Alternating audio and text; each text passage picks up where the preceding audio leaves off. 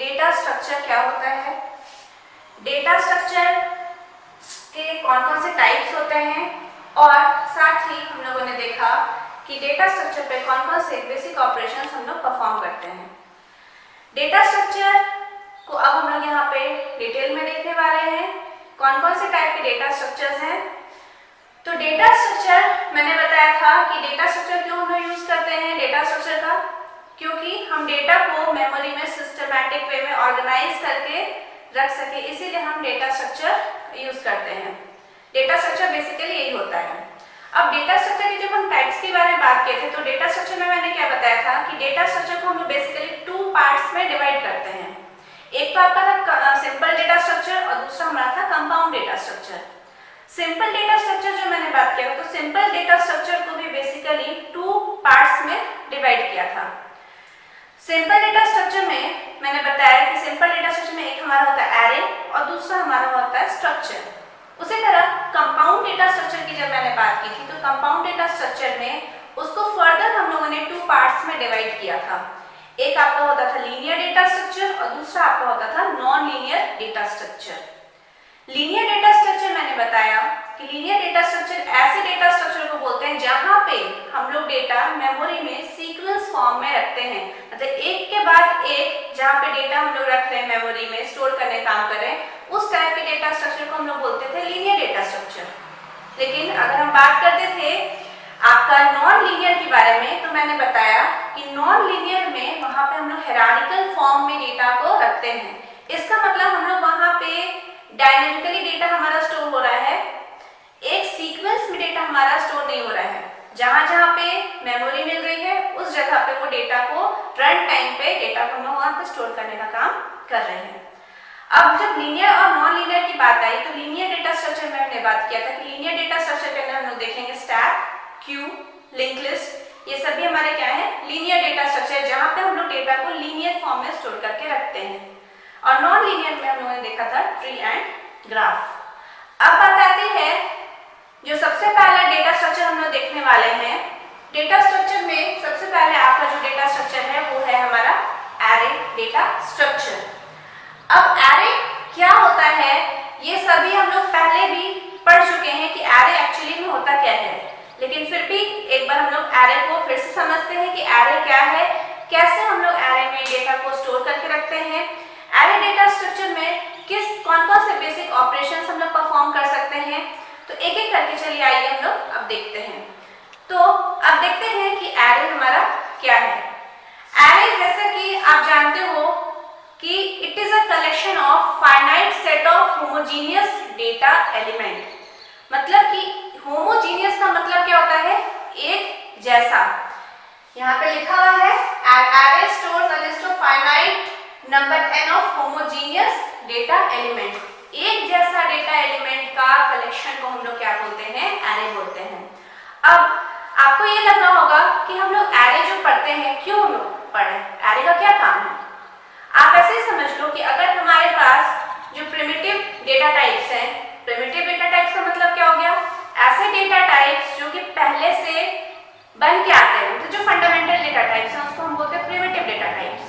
अब जब primitive data types में हमारा इंट था, चार था, फ्लोट था, ये सब हमारे प्रिमिटिव डेटा टाइप्स में आते हैं। लेकिन अगर बात हो, आपको बोला गया कि आप एक नंबर को स्टोर करो, आप क्या करोगे, अगर नंबर की बात आती है तो आप सबसे पहले क्या करोगे, कंप्यूटर में स्टोर करने के लिए हमारे पास डेटा टाइप्स दिए हुए हैं, आप क्या करोगे, इस तरह से लिखोगे इंट ए एक वेरिएबल है।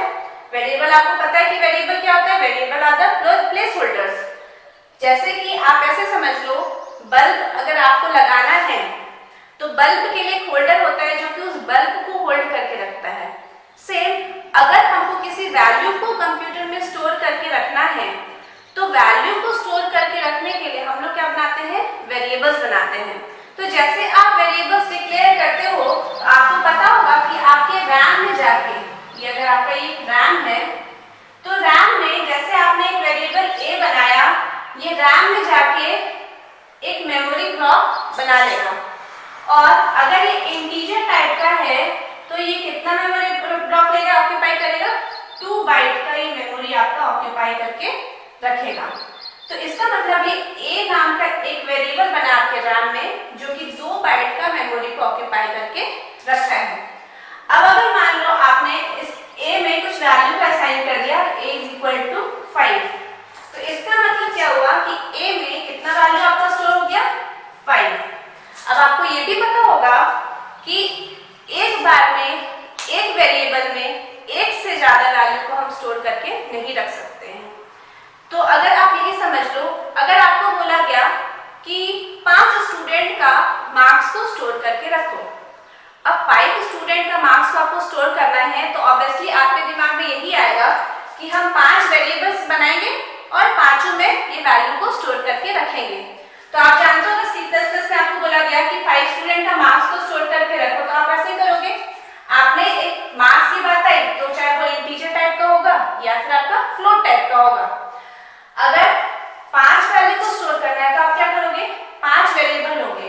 जैसे मैंने एक वेरिएबल लिया a, एक वेरिएबल लिया b, एक वेरिएबल लिया c, एक वेरिएबल लिया d और एक वेरिएबल लिया e, और पांचों में एक एक वैल्यू को स्टोर करके रखा। ऐसा क्यों? क्योंकि एक वेरिएबल में एक बार में एक से ज्यादा वैल्यू को हम स्टोर करके नहीं रख सकते।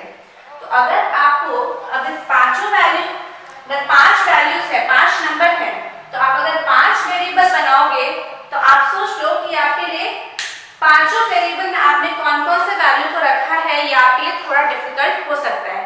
लेकिन चलो हम मान लेते हैं कि चलो पांचों वेरिएबल में मैंने कौन कौन सा वैल्यू रखा है वो मुझे याद है, कौन से स्टूडेंट का मार्क्स इसमें रखा है वो मुझे याद है।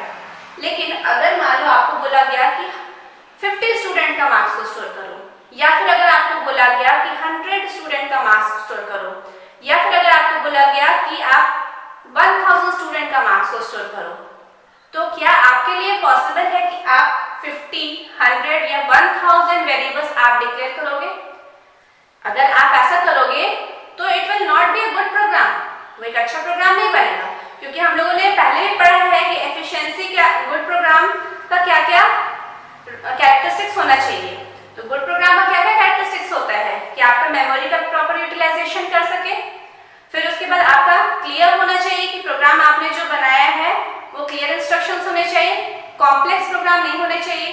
तो अगर हम इस तरीका से बनाएंगे तो क्या ये हमारे लिए सुटेबल या सुटेबल वे है? नहीं है।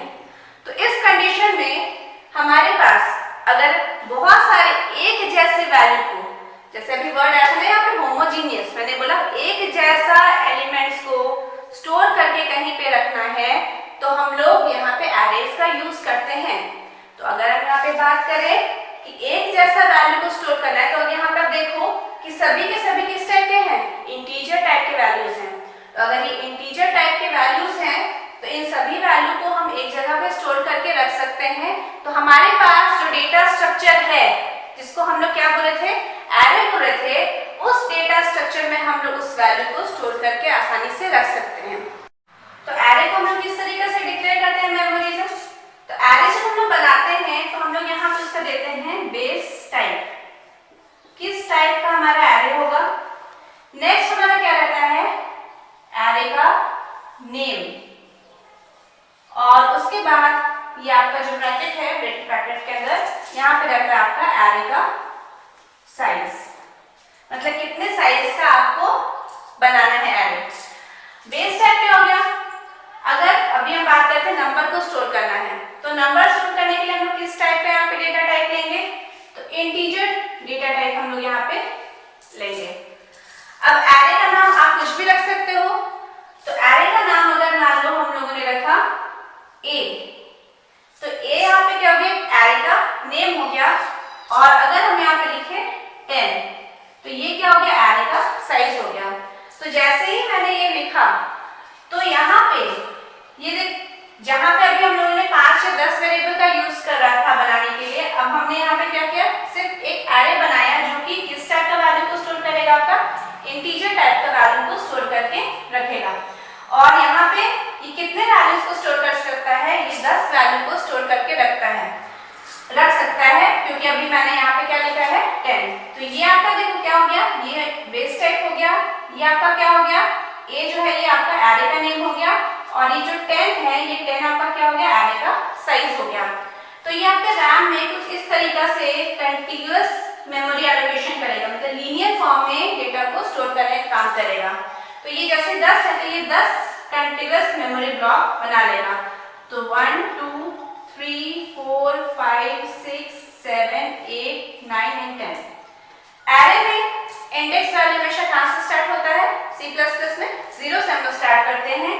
तो यहाँ पर हम लिखेंगे 0 1 2 3 4 5 6 7 8 एंड 9। तो ये इंडेक्स वैल्यू कहां से स्टार्ट होगा, 0 और जाएगा कहां तक आपका 9 तक क्यों गया, क्योंकि ऑलवेज आपका देखो यहाँ पे अगर 10 है तो हमेशा साइज -1 हमारा जाता है। अब इस एरे में आप यहाँ पे एरे का नाम क्या हो गया, आपने यहाँ लिखा था A, तो ये एरे का नाम हो गया A। तो ये A नाम का एक एरे बना जिसमें कि आपका 10 वैल्यू को आप स्टोर करके रख सकते हो। तो आप ऐसे समझ लो, अभी आप अगर 10 वैल्यू को स्टोर करना रहता तो आप यहाँ पे 10 वेरिएबल बनाते, लेकिन अब यहाँ पे हम 10 वेरिएबल नहीं बना के हमने एक एरे को बनाया, यहाँ पे एक स्ट्रक्चर बना लिया। ये देखो एक स्ट्रक्चर जैसे बन रहा है, यहाँ पे हम लोगों ने एक एरे बना लिया। अब इस एरे में हम लोग यहाँ पे 10 वैल्यू को स्टोर करके आसानी से रख सकते हैं। अब आगे हम लोग जरूर देखेंगे कि एरे में हम लोग वैल्यूज को किस तरीके से स्टोर कर रहे हैं, कैसे हर एक ब्लॉक में आपका वैल्यू स्टोर होके रह रहा है। तो अब यहाँ पे अगर हम आपको बात करें कि एरे का यहाँ पे कितना बाइट ऑफ मेमोरी ऑक्यूपाई किया है, तो आप कैसे निकालोगे, आप देखो कि एरे का किस टाइप का ये एरे है, ये इंटीजर टाइप का है। तो इंटीजर कितना बाइट का मेमोरी ऑक्यूपाई करता है, आपकी 2 बाइट्स का मेमोरी आपका ऑक्यूपाई करके रखता है। और एरे का साइज कितना है, 10, that means 2 into 10 that is 20। ये आपका 20 बाइट्स ऑफ मेमोरी ऑक्यूपाई करके आपका रखेगा।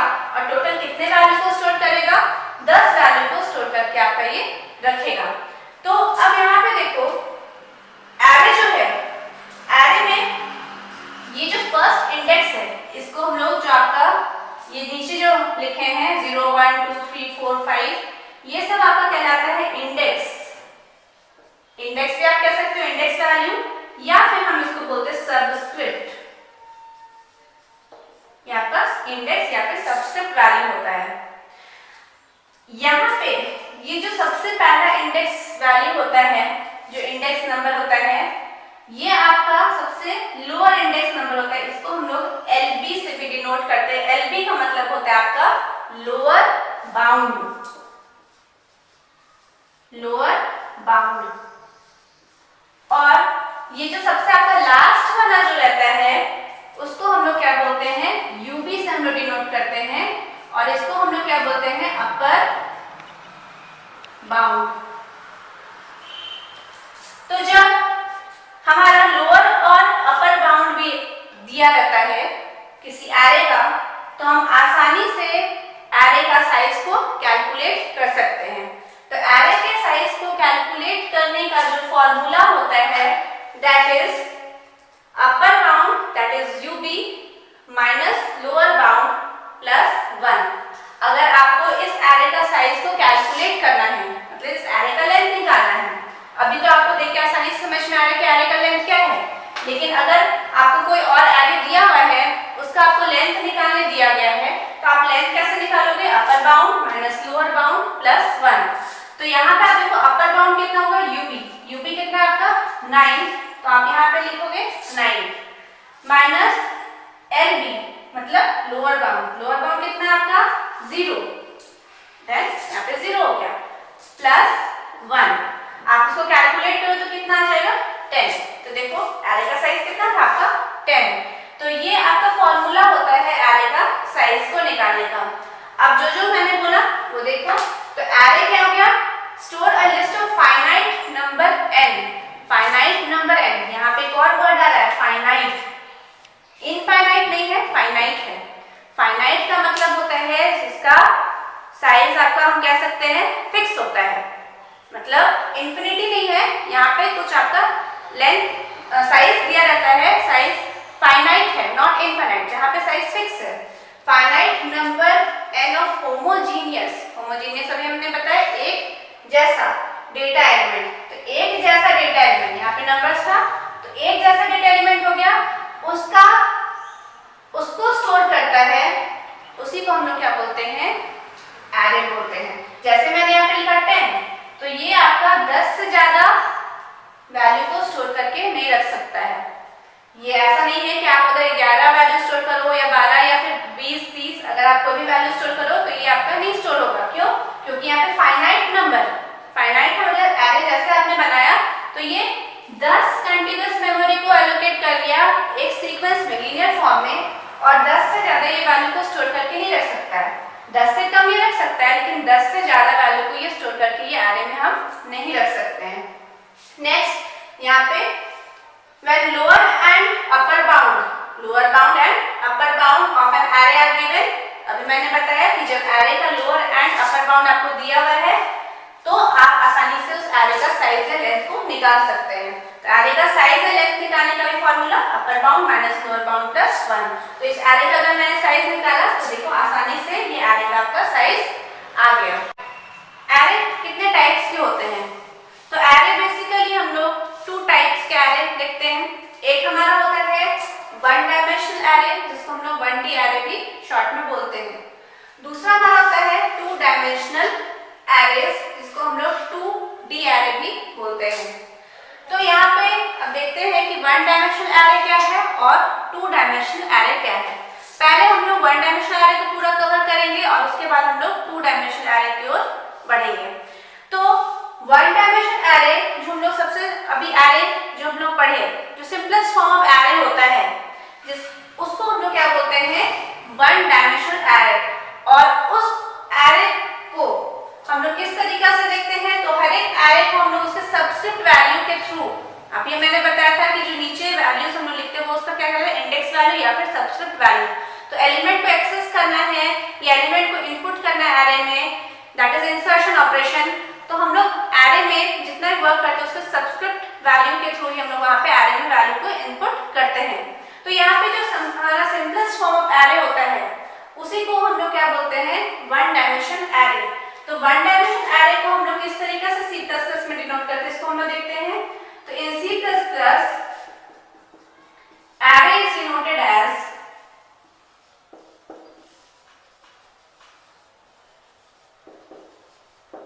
अभी जस्ट हम लोग देखे थे क्या होता है उसका, बेस टाइप। तो किस टाइप का हमारा एरे है, अगर नंबर है तो इंटीजर टाइप का एरे है तो हम लोग इंट डेटा टाइप का यूज करेंगे। अगर कैरेक्टर वैल्यू को एरे में स्टोर करना है तो हम लोग कैर डेटा टाइप का यूज करेंगे। अगर हम यहाँ पे फ्लोटिंग पॉइंट नंबर का यूज करना चाहते हैं, मतलब कि डेसिमल नंबर का अगर हम यूज कर रहे हैं तो उस जगह पे हम लोग फ्लोट डेटा टाइप का यूज करेंगे या डबल का यूज करेंगे। तो अलग अलग किस टाइप का हमारा एरे में वैल्यू को स्टोर करना है उस टाइप का हम लोग उसका क्या लेते हैं, बेस टाइप लेते हैं। नेक्स्ट हमारा क्या होता है, एरे का नेम होता है। एरे का आपका नेम, आप एरे का नेम कुछ भी रख सकते हैं। और उसके बाद यहाँ हम लोग क्या लिखते हैं, एरे का साइज होता है। एरे का साइज आप ध्यान रखोगे, हमेशा हम लोग कौन से ब्रैकेट के अंदर लिखते हैं, ये आपका जो बिग ब्रैकेट है इसके अंदर हम लोग इस एरे का साइज को लिखते हैं। तो अभी जस्ट हम लोग बताए थे अगर बेस टाइप अगर हमको इंटीजर वैल्यू को स्टोर करना है तो हम यहाँ पे लिखेंगे इंट। इंट क्या हो गया आपका, बेस टाइप हो गया, मतलब इंटीजर टाइप का डेटा टाइप हो गया आपका इंट डेटा टाइप। नेक्स्ट आपका क्या है, एरे का नेम। एरे का नेम अगर हम मान लो रखते हैं आपका मार्क्स, तो ये मार्क्स नाम का आपका क्या हो गया, एक एरे हो गया। एरे का साइज अगर हम मान लो देते हैं आपका 5, तो ये एरे का क्या हो गया आपका साइज। और हम यहाँ पे क्या लगाते हैं, सेमीकोलन। जैसे आप वेरिएबल जब बनाते हो तो आप वेरिएबल्स बनाने के बाद क्या लगाते हो ऊपर, जब आप वेरिएबल डिक्लेयर करते हो तो जब सब वेरिएबल्स आप डिक्लेयर करते हो तो लास्ट में सेमीकोलन लगाते हो। सेमीकोलन को हम लोग क्या बोलते हैं, स्टेटमेंट टर्मिनेटर होता है। ये क्या करता है, आपके स्टेटमेंट को वहीं पे टर्मिनेट कर देता है और उसके बाद नेक्स्ट स्टेटमेंट को एग्जीक्यूट करने के लिए कहता है। तो जैसे आप यहाँ पे सेमीकोलन हो गया, अब बेस टाइप ले गया इंट, मतलब ये इंटीजर टाइप का डेटा स्टोर करेगा। एरे का नेम क्या हो गया आपका, मार्क्स एरे का नेम हो गया। और उसके बाद ये आपका एरे का साइज क्या हो गया, 5, ये आपका एरे का साइज हो गया। ये आपका मार्क्स एरे का नेम हो गया और ये बेस टाइप इसका क्या हो गया, इंटीजर। तो अगर आपका ये रैम में किस तरीका से मेमोरी को एलोकेट करेगा, ये रैम में कुछ इस तरीका से आपका मेमोरी ब्लॉक बनाएगा, लीनियर फॉर्म में, कंटीन्यूअस फॉर्म में। ये हमारा 1D एरे है तो आपका एक आप इस एरे को हॉरिजॉन्टली या वर्टिकली आप जैसा चाहो आप वैसे बना सकते हो। अब यहाँ पे 5 है एरे का साइज, तो ये यहाँ पे कंटीन्यूअस फॉर्म में 5 मेमोरी को एलोकेट आपका करेगा।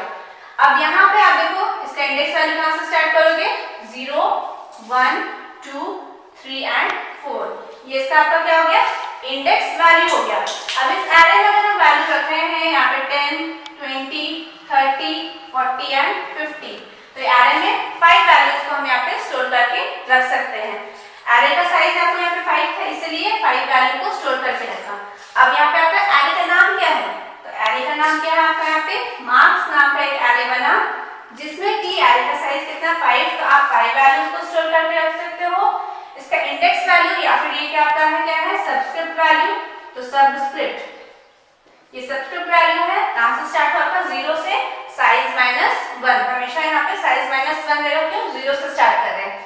C++ में जनरली हम 0 से स्टार्ट करते हैं, लेकिन ऐसा भी हो सकता है कि आपको यहाँ पे 1 से भी दिया रहे, तो यहाँ पे अगर 5 है एरे का साइज और आपको इंडेक्स वैल्यू अगर आप 1 से स्टार्ट करें तो 1 2 3 4 5 इस तरीके से आपका वहाँ पे 5 तक जाएगा।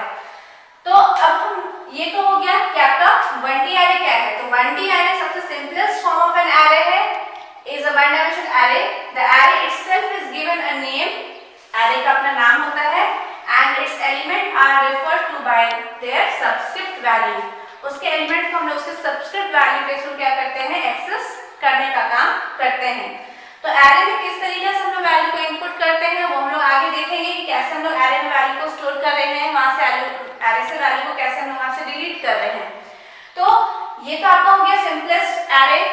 तो एरे में आपको सबस्क्रिप्ट वैल्यू के थ्रू डेटा को इनपुट करना, डेटा को डिलीट करना, या कोई भी जो हम लोग ऑपरेशंस देखे थे डेटा स्ट्रक्चर में, इंसर्शन हो गया, डिलीशन हो गया, ट्रैवर्सल हो गया, सॉर्टिंग हो गया, मर्जिंग हो गया, सर्चिंग हो गया, ये सब जितने भी बेसिक ऑपरेशंस डेटा स्ट्रक्चर में हम लोग परफॉर्म करते हैं, तो एरे में ये सब ऑपरेशंस परफॉर्म करना बहुत ही आपका आसान होता है, क्योंकि इससे सबस्क्रिप्ट वैल्यू से हम लोग आसानी से एरे में इनपुट वैल्यूज को कर सकते हैं, इंसर्ट कर सकते हैं।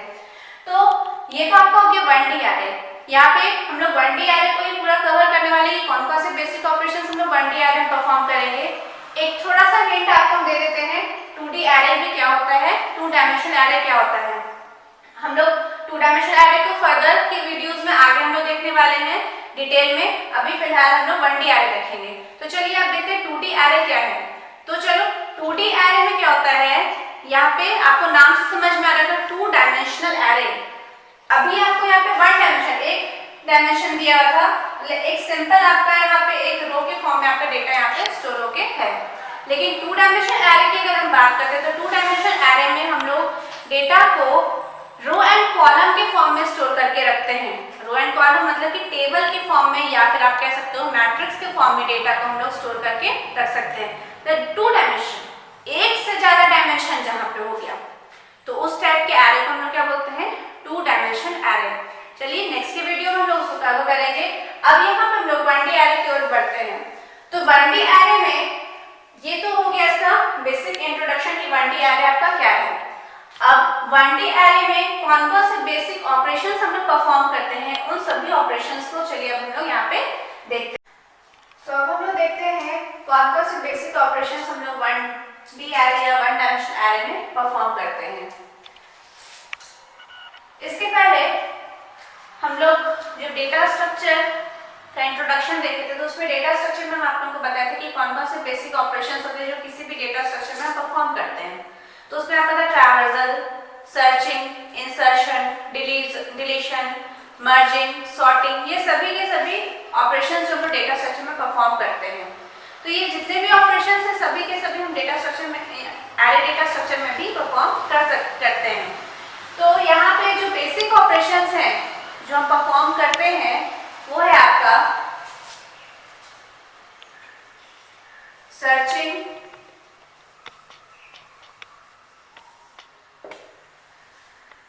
सर्चिंग के अंदर हम लोग 2 सर्च टेक्निक्स को देखेंगे, जिसमें आपका पहला जो रहेगा वो रहेगा लीनियर सर्च,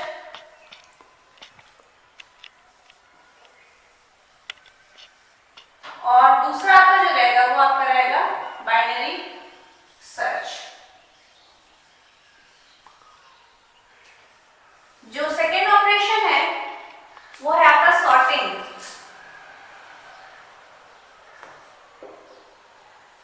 सॉर्टिंग के अंदर भी कुछ सॉर्ट टेक्निक्स हम लोग देखेंगे, जैसे बबल सॉर्ट,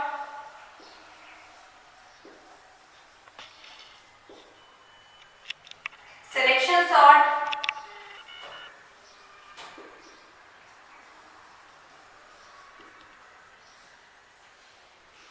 इंसर्शन सॉर्ट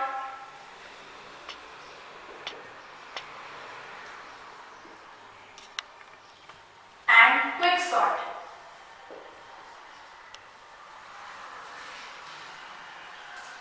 और भी बहुत सारे सॉर्ट टेक्निक्स होते हैं। तो यहाँ पे जो बेसिक ऑपरेशन हम लोग देखेंगे, सर्चिंग देखेंगे जिसमें linear search, binary search, sorting, bubble sort, selection sort, insertion sort, quick sort. उसके बाद तीसरा जो है हमारा वो है इंसर्शन एल्गोरिथम, जो कि एक बहुत इंपॉर्टेंट और बेसिक आपका ऑपरेशन है। And fourth one is deletion operation. So searching, sorting, insertion and deletion, ये टोटल 4 तरह के जो बेसिक ऑपरेशंस हैं, इसको हम लोग डिटेल में देखेंगे। जिसमें सबसे पहले हम लोग बात करते हैं सर्चिंग क्या होता है, और सर्चिंग में लीनियर सर्च और बाइनरी सर्च हमारा क्या होता है। तो सर्चिंग हम लोग देखते हैं, जो हमारा पहला ऑपरेशन था सर्चिंग, उसके बारे में देखते हैं। सर्चिंग का मतलब क्या होता है, किसी भी डेटा स्ट्रक्चर से किसी भी पर्टिकुलर एलिमेंट को फाइंड आउट करना, उसी को हम क्या बोलते हैं, सर्चिंग।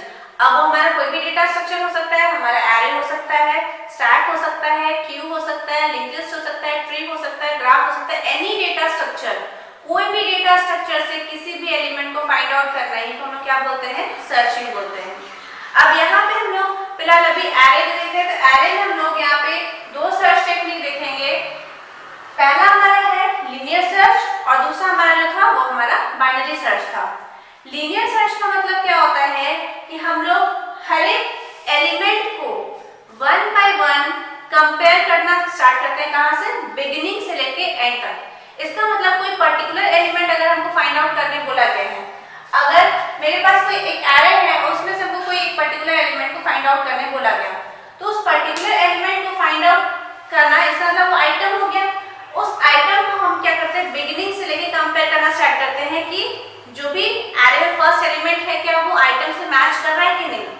अगर वो आइटम से हमारा मैच करता है, तो इसका मतलब वहां पे हमारा सर्च सक्सेसफुल हो गया। लेकिन ऐसा भी हो सकता है कि जो आइटम हम लोग यहाँ पे सर्च कर रहे हैं, वो ऐसा भी हो सकता है कि वहां पे सर्च हमारा अनसक्सेसफुल हो, अगर वो आइटम हमको वहां पे फाइंड आउट नहीं होता है। तो यहाँ पे जो लीनियर सर्च आप देखो कि लीनियर सर्च क्या है, in linear search each element of the array is compared with a given item.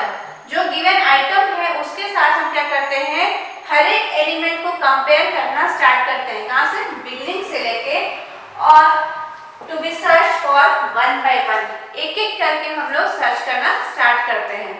अब यहाँ पे हमारे पास एल्गोरिथम दिए हुए हैं, जिसके थ्रू हम लोग देखेंगे कि किस तरीका से लीनियर सर्च हम लोग जो ऑपरेशन है लीनियर सर्च का, वो कैसे हम लोग परफॉर्म करते हैं।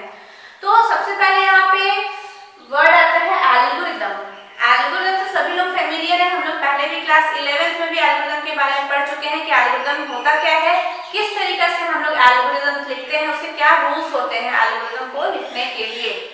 तो यहाँ पे एल्गोरिथम का मतलब होता है, एक बार फिर से हम लोग रिवाइज कर लेते हैं, सेट ऑफ इंस्ट्रक्शन होता है।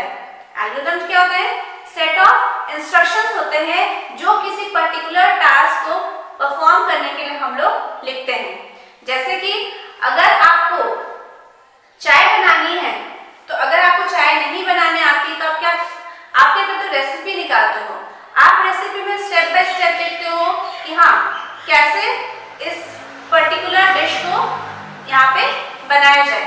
से उसी तरह से जब हम कंप्यूटर में प्रोग्रामिंग करते हैं, तो प्रोग्रामिंग हम किसी भी लैंग्वेजेस में कर सकते हैं, चाहे वो हमारा सी लैंग्वेज हो, C++ लैंग्वेज हो, या फिर जावा हो, कोई भी लैंग्वेज में प्रोग्रामिंग कर सकते हैं। तो जब प्रोग्रामिंग करते हैं, तो प्रोग्रामिंग हम ऐसे तो नहीं करना स्टार्ट करते हैं, पहले हमको ये पता होना चाहिए कि प्रोग्रामिंग हमको करना क्या है, उसमें क्या क्या चीज करना है। तो हम लोग अगर जो जो काम को करना है, उस टास्क को हम लोग स्टेप बाय स्टेप अगर लिख के रखें कि किसके सीक्वेंस सीक्वेंस में किस तरीके से हमको काम करना है। तो अगर हम ये पहले से करके देखें और उसके बाद उस चीज को स्टेप्स को देख के हम लोग किसी भी पर्टिकुलर प्रोग्रामिंग लैंग्वेज में उस चीज को कन्वर्ट कर दें तो हमारा काम क्या हो जाएगा, वहाँ पे आसान हो जाएगा। तो एल्गोरिथम तो हमारे यही होते हैं। तो यहाँ पे हम लोग एल्गोरिथम्स देखने वाले हैं कि किस तरीके से हम लोग लीनियर सर्च को परफॉर्म कर रहे हैं। अब यहाँ पे एक कंसीडर हम करते हैं कि हमारे पास एक गिवन एक एरे है, एक एरे में आप बना रहे हैं। इस एरे का नाम हम फिलहाल के लिए यहाँ पे रख दे रहे हैं AR। ये AR नाम पे हमारे पास एक एरे है। एरे का आप जानते हो इंडेक्स वैल्यू कहाँ से स्टार्ट होता है, 0 से। तो यहाँ पे 0 1 2 3 4 एंड 5। इसका मतलब ये जो एरे है इसमें टोटल हम कितने एलिमेंट्स को रख सकते हैं, 6 एलिमेंट्स को। अभी हम यहाँ पे एक कंसीडर कर रहे हैं एक एरे जिसमें ऑलरेडी कुछ वैल्यूज हमारे पास इनपुट किए हुए हैं। तो एरे में अगर हम यहाँ पे बात करें तो यहाँ पर हमने कुछ वैल्यू इनपुट कर दिया, मान लो 10 है, 20 है, 30 है, 31 है, 41 है एंड 42 है। ऐसा कुछ आइटम्स हम यहाँ पे एरे में इनपुट कर दिए। अब यहाँ पे जब हम एरे में वैल्यूज को इनपुट किए, अब आपको बोला गया कि 31 को आप सर्च करो। आपको बोला गया कि सर्च आप क्या करो, आप सर्च करो इसको 31 को हमको बोला गया सर्च करने। अब 31 को सर्च करने के लिए अभी हम लोग यहाँ पे देख रहे हैं क्या, लीनियर सर्च टेक्निक देख रहे हैं। तो लीनियर सर्च के थ्रू ये काम हमको करना है। तो लीनियर सर्च अभी हम बताए थे कि जो भी गिवन पर्टिकुलर आइटम है, ये 31 हमारा क्या है, सर्च हमको क्या करना है, जो आइटम है ये हमको यहाँ पे फिलहाल के लिए क्या करना है, सर्च करना है। तो जो गिवन आइटम है उससे हम लोग क्या करते हैं, compare with the given item to be search for. हम क्या करते हैं, उस आइटम को हर एक एलिमेंट के साथ क्या करते हैं, कंपेयर करना स्टार्ट करते हैं। कहाँ से, बिगनिंग से स्टार्ट करेंगे। ऐसा नहीं कि हम कहीं से भी स्टार्ट कर सकते, नहीं।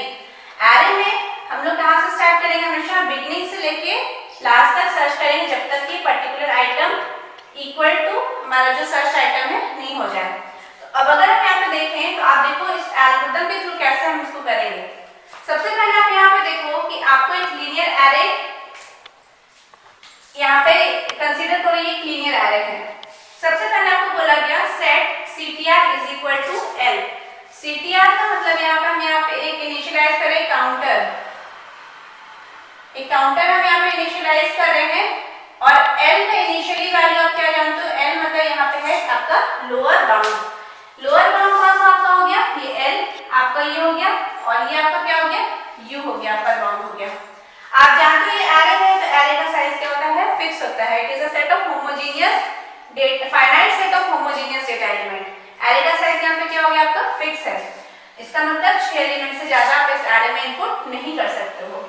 तो आपको देखो, आप जब सर्च करोगे तो आपको कहाँ तक सर्च करना पड़ेगा, जहां तक ये आपको यहाँ पे दिख रहा है कि 31 ऑलरेडी यहाँ पे आपको लग रहा है कि सामने बना हुआ है, 31 तो है ही सारे में। लेकिन क्या कंप्यूटर को पहले से ये बात पता रहेगा क्या, नहीं। वहां पे वो अपना प्रोसेसिंग तो पूरा करेगा, सर्च करने का काम करेगा, तो कहाँ तक सर्च करना पड़ेगा। तो आपको लूप का कंसेप्ट तो पता होगा, लूप हम लोग कैसे यूज करते हैं। तो हम लोग यहाँ पे करेंगे क्या, एक लूप लगाएंगे जिसमें हम लोग क्या करेंगे, लूप के अंदर डालेंगे हर एक उस आइटम को कंडीशन चेक करेंगे पहले कि जो हमारा आइटम है वो इक्वल टू है कि नहीं 31 के। अगर वो है तो हम लोग क्या करेंगे, वहां पे सर्च सक्सेसफुल कर देंगे। लेकिन अगर नहीं है तो हम वहां पे आगे एक एक करके बढ़ते जाएंगे। अब यहाँ पे U का मतलब क्या है, आपका अपर बाउंड है। अपर बाउंड का मतलब क्या है कि ये सबसे आपका लास्ट इंडेक्स आप जानते हो, जो आपका सबसे पहले होता है वही हमारा अपर बाउंड कहलाता है, अपर इंडेक्स हमारा जो है। तो इसका मतलब ये कब तक सर्च करेगा, उसको कैसे पता चलेगा कि एरे हमारा एंड हो चुका है। तो यहाँ पे कैसे पता चलेगा, ये आपका हमेशा एक एक करके आगे ट्रैवर्स करेगा। और जब आपका ये CTR, इनिशियली हम यहाँ पे क्या करें, CTR का value L is equal to, यहाँ पे क्या CTR is equal to L कर रहे हैं, तो L का वैल्यू इनिशियली क्या आपका ये 0 रहेगा ना, क्योंकि L आपका क्या है, लोअर बाउंड है। तो यहाँ पे CTR में कौन सा वैल्यू आपका आ गया, यहाँ पे इसका मतलब ये इनिशियली 0th इंडेक्स पे पॉइंट कर रहा है। अब क्या है, आपको यहाँ पे क्या करना है, ये कब तक करना है कंपेयर, जब तक कि आपका CTR greater than U। CTR greater than U मतलब ये आगे बढ़ते जाएंगे, एक एक करके इंक्रीमेंट करेंगे वैल्यू CTR का, और ये आगे बढ़ते जाएगा। और जब ये ग्रेटर देन यू हो जाएगा, यू से बड़ा हो जाएगा, मतलब 5 से अगर ज्यादा चला जाएगा तो हम क्या एरे मेरा इसका मतलब वहां पे एंड हो चुका है, इतने वैल्यू तक हम यहाँ पे स्टोर किए हुए थे एरे में, आगे हमारे पास एरे है ही नहीं। तो अगर ये ग्रेटर देन 0 हो जाता है इसका मतलब अगर आपको पूरा एरे आपने सर्च कर लिया और वो पर्टिकुलर आइटम आपको मिला ही नहीं तो वो आगे बढ़ते जाएगा और जब इसका सीटीआर का वैल्यू यू तक पहुंच जाएगा, ग्रेटर देन यू हो जाएगा, तो इसका मतलब ये एरे से बाहर आपका आ जाएगा। इसका मतलब वहां पे कौन सा है, मतलब आपका वहां पे सर्च सक्सेसफुल नहीं हुआ, लेकिन अगर आइटम कहीं पे मिल जाए तो सर्च आपको वहीं पे फाइंड आउट करके दे देगा। अब यहाँ पे देखो कैसे हो रहा है, repeat step 3 through 4 until CTR greater than u। 3 and 4th step आपको रिपीट करना है। इसका मतलब ये जो हम पूरा स्टेप जो लिखे हैं ये आपका लूप के अंदर डाला हुआ है, ये पूरा का पूरा आपका स्टेप। यहाँ पे इफ कंडीशन दिया गया है, if AR CTR, AR CTR क्या हो गया, AR CTR, AR CTR का मतलब आपका जो AR है एरे है, यहाँ पे AR जो है आपका क्या है, एक एरे दिया हुआ है। AR CTR अगर आपका क्या रहेगा, इक्वल टू आइटम, आइटम आपको क्या सर्च करना है, आइटम आपको यहाँ पे 31 को सर्च करना है। तो हम यहाँ पे देखते हैं कैसे हो रहा है। तो if AR CTR is equal to item, AR क्या था आपका यहाँ पे एरे का नाम रखे हैं AR, तो AR CTR, CTR आपका क्या है, काउंटर है, इक्वल टू आइटम, ये आपको दिया गया है। तो AR CTR, इनिशियली CTR का वैल्यू क्या है आपका 0, AR 0 is equal to 0 index आपका क्या है, इसका मतलब 10 है, यहाँ पे कौन सा वैल्यू आपका 10 है। तो ये आइटम जो है, आइटम आपको सर्च नहीं करना है, AR CTR का AR 0 is equal to item, AR 0 पे कौन सा आइटम वैल्यू है आपका, यहाँ पे वैल्यू आपका है 10, 10 is equal to item, item आपको सर्च क्या करना है, 31 को सर्च करना है। तो क्या ये इक्वल है, नहीं, ये इक्वल नहीं है। तो जब ये इक्वल नहीं रहेगा तो उस कंडीशन में क्या होगा, ये इफ कंडीशन चेक हुआ, AR CTR is equal to item, अगर ये इक्वल रहता तो ये प्रिंट सक्सेसफुल हो जाता है, यहाँ पे सर्च आपका सक्सेसफुल कर देता, लेकिन अभी ये नहीं है। तो ये क्या होगा आपका, यहाँ पे आ जाएगा CTR is equal to CTR plus 1, इसका मतलब ये काउंटर को क्या किया, 1 से इंक्रीमेंट किया। तो ये 1 से इंक्रीमेंट किया तो जो इनिशियली आपका CTR था अभी यहाँ नहीं फाइंड आउट करके ये कहाँ पे चला गया, आपका इस जगह पे चला गया CTR का वैल्यू। अब आप देखो यहाँ पे फिर से एक चीज होगा आपका, फिर से ये लूप के अंदर डाला हुआ है, तो बार बार लूप का मतलब भी क्या होता है, रिपीटेशन, जब आपका इटरेशन होता है तो ये हर बार रिपीट करेगा जब तक कि आपका कंडीशन यहाँ पे क्या होते जाएगा, यहाँ पे कंडीशन आपका ट्रू होते जाएगा। तो यहाँ पे देखो वैल्यू CTR का बढ़ा, ये क्या हुआ 1, तो AR CTR is equal to item, फिर से यहाँ पे चेक किया इस condition, AR CTR is equal to item, AR CTR में क्या है, यहाँ पे अब AR 1 की बात हो रही है, 1 इंडेक्स की equal to item first index की। अब इसके अंदर क्या है आपका 20 है, 20 इज इक्वल टू आपको क्या हो गया यहाँ पे 30, कंडीशन ट्रू है कि फॉल्स है, अगेन कंडीशन आपका यहाँ पे क्या है, फॉल्स है, कंडीशन फॉल्स है। तो ये फिर से कहाँ पे आएगा, आपके CTR को इंक्रीमेंट करेगा। अब ये CTR यहाँ से हटके कहाँ पे चला जाएगा, इस 2 को पॉइंट करेगा। अब नया CTR आपका कौन सा हो गया, यहाँ पे हो गया। अब फिर से आपका यहाँ पे लूप के अंदर ये चल रहा है, फिर से आप देखो AR CTR is equal to item, अब यहाँ पे AR 2 इज इक्वल टू आपका क्या होगा, आइटम, AR 2 में क्या है आपका 30, तो 30 इज इक्वल टू आपका क्या है, यहाँ पे सर्च करना है 31, यहाँ पे 31, चलिए यहाँ पे 31 आपका, हाँ 31, तो 31 यहाँ पे फिर से मैच हो रहा है क्या, नहीं मैच हो रहा है, तो फिर से आपका ये कंडीशन हो गया फॉल्स। तो ये क्या करेगा, आपका CTR को इंक्रीमेंट करेगा बाय 1 से, और अब आपका CTR यहाँ से हटके कहाँ पे चला जाएगा, आपका थर्ड इंडेक्स पे चला जाएगा। अब नेक्स्ट थर्ड इंडेक्स पे अगर आप देखो तो थर्ड इंडेक्स का क्या हो जाएगा आपका AR CTR, CTR क्या हो गया आपका AR 3 इक्वल टू आपका item, AR 3 is equal to आपका आइटम।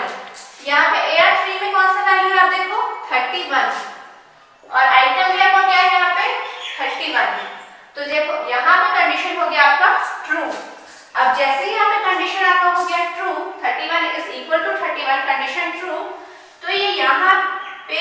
वैल्यू को इंक्रीमेंट नहीं करेगा। ये क्या कर देगा आपका इफ के ब्लॉक में चला जाएगा और यहाँ पे प्रिंट कर देगा सर्च सक्सेसफुल और क्या प्रिंट करेगा आपका CTR। CTR कौन सा है जो आपका इंडेक्स वैल्यू है इज द लोकेशन ऑफ जो भी आपका आइटम है वो उस वैल्यू को यहाँ पे प्रिंट कर देगा। और यहाँ पे क्या है ब्रेक स्टेटमेंट। ब्रेक स्टेटमेंट क्या करेगा वहां से इसका मतलब क्या हो गया आपका ये प्रोग्राम यहाँ पे एंड हो गया, सॉरी ये आपका जो लूप है यहाँ से क्या हो गया ब्रेक हो गया, खत्म हो गया। अब ये नेक्स्ट आपका फिर से क्या होगा अगर ये कंडीशन पहले ही आपका फर्स्ट कंडीशन में ट्रू हो जाता तो इफ के अंदर आता और यहाँ पे नहीं जाता। और यहाँ पे एक और कंडीशन है if CTR is greater than U। अब ऐसा भी हो सकता है कि अगर हमको 31 को सर्च नहीं करना, अगर हम बोलते हैं कि हमको 51 को सर्च करना है तो ये क्या होता फिर से CTR का कंपेयर करता एक एक करके आगे बढ़ते जाता और एक कंडीशन ऐसा आता कि ये CTR का वैल्यू यहाँ पे जब CTR 5 इज इक्वल टू यहाँ पे आता तो लास्ट में ये आगे फाइनाइट है तो इसको यहाँ पे कोई एलिमेंट नहीं मिलता, मतलब CTR क्या होता ग्रेटर देन U हो जाता। तो उस कंडीशन में मेरा क्या हो जाता सर्च आपका अनसक्सेसफुल। इसका मतलब आपने जो सर्च यहाँ पे करना चाहा वो वैल्यू आपको वहाँ पे सर्च नहीं हुआ। तो ये तो आपको एक एरर दिया था कि इसमें सर्च आपका सक्सेसफुल हुआ क्योंकि यहाँ पे 31 था, लेकिन ऐसा भी हो सकता है कि आपको ऐसा कुछ बोल दिया जाए सर्च करने जो आपको यहाँ पे है ही नहीं। तो ये आपका क्या हो गया एक एल्गोरिथम हो गया कौन सा लीनियर सर्च का, जिसमें हम लोग क्या किए सबसे पहले एक काउंटर लिए जिसका इनिशियली वैल्यू क्या किए 0 हम लोग रखे। उसके बाद हम लोग क्या किए लूप के अंदर ये स्टेप को डाल दिए। अब हर बार कंडीशन चेक किए अभी क्योंकि डेफिनेशन में बताते कि 1 बाय 1 हर एक एलिमेंट को आइटम से कंपेयर करता है तो ये कंपेयर करना स्टार्ट किया। और ये कब तक कंपेयर करना किया जब तक कि CTR का वैल्यू ग्रेटर देन U आपका नहीं रहा। और जैसे ही आपका ये कंडीशन क्या हो गया ट्रू हो गया तो ये वैल्यू को यहाँ पे क्या कर दिया आपका प्रिंट कर दिया। इसीलिए देखो यहाँ पे लिखा था repeat step 3 to 4 until CTR greater than U। ये हर बार ये पूरा जो कंडीशन है ये रिपीट स्टेटमेंट पूरा जो है ये आपका किसमें है रिपीट स्टेटमेंट आपका पूरा का पूरा लूप के अंदर है। ये रिपीट करते रहेगा कौन सा स्टेप को 3 और 4 स्टेप को रिपीट करते रहेगा और हर बार यहाँ पे चेक करेगा कि CTR का ग्रेटर देन U है कि नहीं, और नहीं है तो ये इफ कंडीशन में आएगा और वैल्यूज आपका क्या करेगा उस तरीका से सर्च करते जाएगा। तो ये आपका हो गया लीनियर सर्च का कंसेप्ट। तो लीनियर सर्च आप ध्यान रखो कि लीनियर सर्च कोई जरूरी नहीं है कि आपका एरे सॉर्टेड हो।